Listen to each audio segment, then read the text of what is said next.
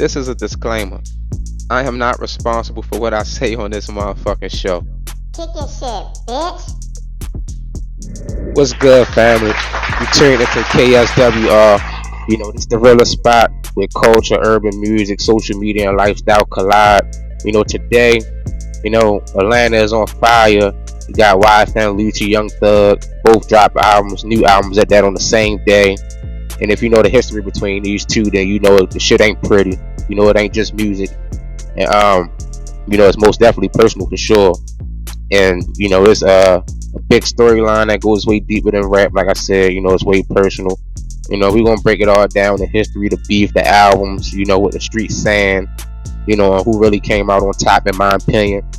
Let's lock in. Better roll something, pour something. Let's get into it. Let's go.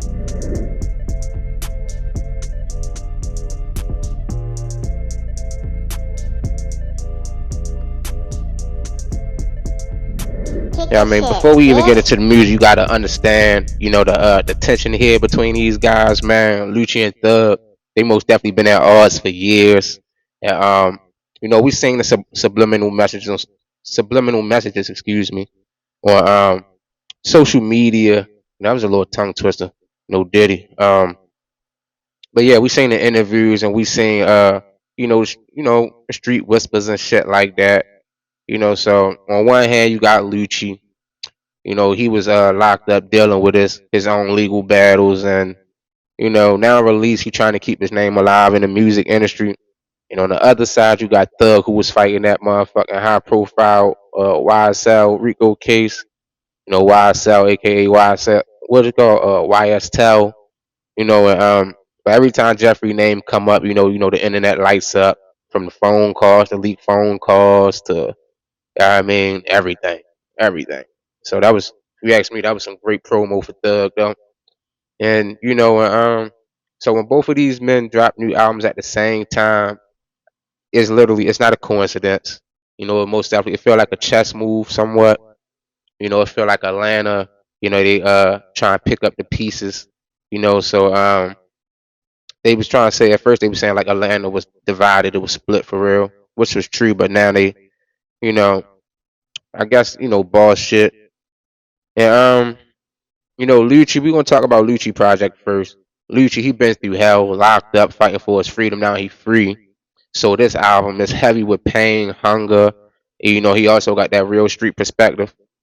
And although it ain't Wish Me Well too, it most definitely ain't. But he has tracks like On My Mind and Text from My Ex. Those two, they my shit. But Costly, that hits different. Because you can feel the man's pain. Uh, you can feel the man's situation, his pain bleeding through the music for real. He talking about survival, loyalty, betrayal, and keeping it solid while the system try to break him. Because when he was locked up, there was a lot of stories circulating on the outside saying that Lucci was stabbed, and it was just a whole lot, man. He was fighting body, his man shot, tossed him out the car, whatever, shit like that. But back to the album though, you got the features on Lucci album, the solid from the ones I heard. That's the Thugger track and the 21 Savage track. But production wise, all the beats pretty much sound similar in my opinion. But it still got that raw melodic Lucci sound, of course. It just felt like he talking to his core fans, letting them know that he ain't lost a step. But I'm looking forward to that Wish Me Well 2 vibe. I'm still bumming that to this day. That's his best work, if you ask me, best body of work. And to me though, this album, it's less about commercial success and more about staying relevant for real. So keeping his name ringing in the streets, and reminding folks that YFL Lucci still got a voice. That's what I picked up from it for real. And you got we got Young Thug's project too. The UI Scuddy or Scuti, whatever the fuck it's called. The album cover got yo look white for real, but honestly, what I took from that was he going MJ on niggas for real. So that's what I took from it. I could be wrong like a bitch, but the way my mind operate, that's just what I took from it. He most definitely going MJ on niggas, the white MJ. And, but yeah, Thugger Project, like I said, Lucci shit was more melodic and stuff like that. But Thugger, he came with a completely different energy. Thug, he always been a trendsetter for real, always been. He the father to a lot of the motherfucking rappers out in Atlanta. He got a lot of babies out there. But even with the case was over his head and probation over his head, he still found a way to push music that blends his sound and keep him at the center of the culture. If you ask me, the production crazy on the album, most definitely crazy. The production more better than the sounds on Lucci album, just for my opinion. But Thug, he has that ear for beats. It feels some of them feel futuristic, but it's still, I mean, it's gonna slap in the whip for sure. And the features he loaded on this bitch. Of course, you got Future with the money on money. You got Cardi B, Lil Baby. They say he finally found Lil Baby. Lil Baby finally picked up the phone for him. But you got Lil Baby, Sexy Red, Travis Scott, to name a few. And you could tell, like, industry folks, they most definitely still standing with Thug through all the chaos, believe it or not. But here's the thing though. Here's the thing. Is this album more like a placeholder for real? Cause some people saying it felt like Thug left some unreleased joints behind. I could feel that though. And others saying like, nah, this another chapter in his genius for real. But either way, you can't deny. Thugger, he knows how to create moments. And this album is one. So many artistic moments on here. It really is though, man.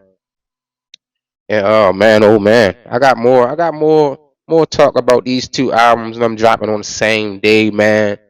So I'm gonna get right back into it right after this. This ad is sponsored by Kickin' Shit with Rich. New collection alert, motherfuckers, and it's for a limited time only. If you ain't with us, then you against us. We have exclusive Fuck Them Other Pods t-shirts inspired by some fuck boys. We screaming Fuck Them Pods in 7 bold colors. Follow us on Instagram at Kickin' Shit with Rich to shop at the merch store. Subscribe to the YouTube channel to become a part of our growing community. And remember, fuck them other pods, cause I'm down for my pod. What? The only way is up. Fuck the phonies. Kick your shit, bitch. Welcome back, y'all. Welcome back to the motherfucking show. Let's walk back. Yeah, man, we got more Thugger and Luchi to chat about on this bitch. Yeah, man, we got to talk about how the people reacting. Twitter and Instagram going wild. You got folks saying that Luchi dropped the harder project. More real, more street. Then you got the Thug fans saying YSL forever. That Luchi music don't move the culture the way Thug does. Like I said before, you got industry folks, mostly rocking with Thug. But the streets, they respecting Lucci's his drop heavy for real. Just off the fact that he delivered under pressure. And then the bigger picture, beef used to be about diss tracks and shit back in the day. But now it's about timing and power moves. Dropping albums like this side by side. It feels like them making a statement. Everybody was thinking that they was at odds. But now they trying to make Atlanta great again, like I said earlier and shit, by putting aside past issues. But me personally, I don't think I could ever get past them issues. So shout out to them. If somebody shoot at my mother house and shit like that, once it's up, it's stuck. You know what I mean? We beefing until, you know what I mean, even in the afterlife, we taking it there too, still. But yeah, shout out to them though. So y'all get the cheers. Yeah, yeah, yeah, yeah. And for all the people who saying that since he got cool with Lucci, that he should, get cool with Gunna. No, Lucci did not tell on him. Lucci did not get on the stand and say yes, ma'am. In this case, it was Gunna and everyone else who did. So, no, fuck Gunna. Stay on that side. You did what you did. Now that's that. And but here's my take though on both albums for real, for real. But me personally, I feel like both albums they matter for different reasons. Lucci album, like I said, it's personal, it's raw, and it's for his day one fans. It shows resilience. And Thugger album, it's cultural, it's flashy. It's about keeping the YSL brand alive. During the storm. And if you ask me personally, which one I'm running back more, honestly, it's gonna be Jeffrey, man. It's most definitely Jeffrey because I'm feeling, like I said earlier, the production on there is top tier. He got some melodic shit on there too as well. He ain't sliming out. It ain't a whole bunch of slime this, slime that. Since he on probation, he ain't allowed to say certain things and stuff. So Also, keep that in your, in your calculator when you adding up how you feel about this album, the Jeffrey album, whether you are Scuti, whatever the fuck that shit called. Um, yeah, man. But I most definitely will say this, yo. Together, these drops they show how deep Atlanta story runs. And it's bigger than rap. Like I said, man, it's about survival, loyalty, and legacy. And yep. And that's the breakdown for me. I mean, I'm most definitely try to give y'all more thorough, in depth, review on both albums, track by track. I'ma try. I ain't saying I am, but I'ma try. But yeah, two Atlanta Giants, man, two different stories, two albums that hit at the same time, got the culture buzzing. So before I get up out of here, I just want to say, y'all let me know what y'all think about this episode and which project y'all rocking with more down in the comments. Y'all can even DM me. We could chop it up and shit.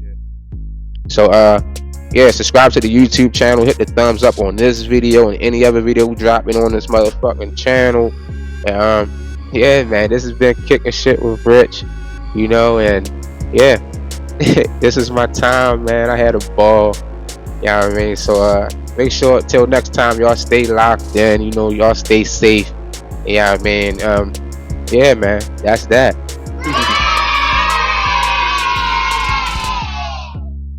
Kick your shit, bitch.